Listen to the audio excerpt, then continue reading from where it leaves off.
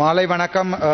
எங்களுடைய பாராளுமன்ற உறுப்பினர் கௌரவ ராஜீவன் அவர்கள் கொண்ட இந்த பிரேரணை என்னவென்றால், யானை தன் தலையிலே மண்ணள்ளி கொட்டி கொள்ளுமாம், அந்த வகையான ஒரு சிறுபிதனமான பிரேரணை. என்னென்றால், அரசாங்கம் உங்களிடம் இருக்கிறது, அரசாங்கத்திலே மக்களை பாதுகாப்போம் என்ற அடிப்படையில் தான் அரசாங்கத்தை எடுத்துக்கொண்டு நீங்களே ஒரு பாதுகாப்பு பிரேரணையை கொண்டு வந்து வடக்கு கிழக்கில் போதை இருக்கிறது என்று சொல்வது மிகவும் கேவலமானது. நான் இந்த ஒரு சில விடயங்களை சொல்ல வேணும்.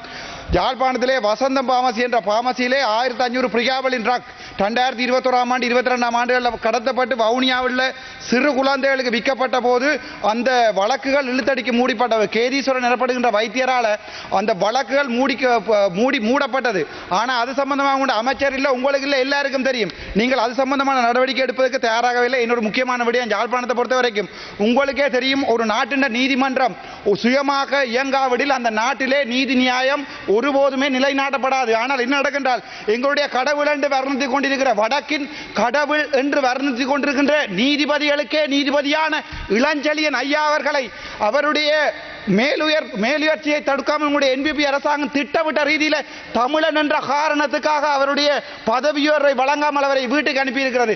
அப்படியான கேவலமான வேலை செய்கின்ற அரசாங்கத்தில் பங்கு வகிக்கின்ற பாராளுமன்ற உறுப்பினர் நீங்கள் வடக்கு கிழக்கில் எவ்வாறு போதைகளை குறைக்கலாம் என்று ஒரு பிரேரணையை கொண்டு வருவோம் என்றது கேவலமான செயல். அது தவிர வடக்கு கிழக்கின்ற நீதிமன்ற கட்டமைப்பை எடுத்து பாருங்கள். வடக்கிலே மன்னார் நீதிமன்றத்திலே வெளியிலே வைத்து சுட்டிருக்கிறார்கள் ஒருவரை. அவற்றையெல்லாம் செய்வது யார்? அவற்றையெல்லாம் அதில் பிடிபட்டு அந்த குற்றவாளி ஒரு உறுப்பினர், அதாவது CID உறுப்பினர்.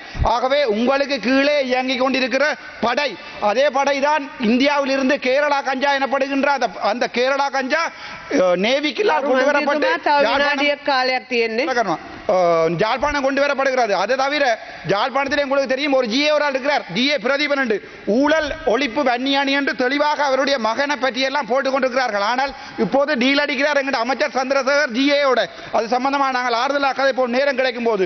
அது தவிர வல்வெட்டு துறையிலே பெரிய வாழ்வெட்டு குழு ஒன்றை, அந்த வாழ்வெட்டு குழு ஒரு வீடுகள் எல்லாம் போய் போட்டு எல்லாத்தையுமே பெட்ரோல் போட்டு எரிப்பேன் என்று சொன்ன வாழ்வெட்டு குழுவை அந்த வல்வெட்டு துறையிலே எங்களுடைய அமைச்சர் தன்னுடைய பிராந்திய இணைப்பாளராக NPP-க்கு கொடுத்திருக்கிறார். இது என்ன மாதிரி இருக்கின்றால், நாங்களே எல்லாவற்றையும் எரிப்போம், ஆனால் தெரியாதது என்பது போல நாங்களே ஒரு பிரேரணையை கொண்டு வருவோம். நீங்கள் ஒரு ஆசிரியர், எங்களுக்கு மிகவும் கேவலமான நிலைமை என்றால், இப்போது வடக்கு கிழக்கிலே இந்த மருந்து மாத்திரைகள் உங்களுக்கு கூடத்தான் கொண்டு வரப்படுகின்றன. உங்களுக்கு அதுக்குரிய பணம் வழங்கப்படுகின்றது, எங்களுக்கு தெளிவாக தெரியும். நான் அதை வெளியிலே வந்து சொல்ல வந்து யார், திருப்பியும் நான் சிறைக்கு செல்றதுக்கு தயார். நன்றி, வணக்கம்.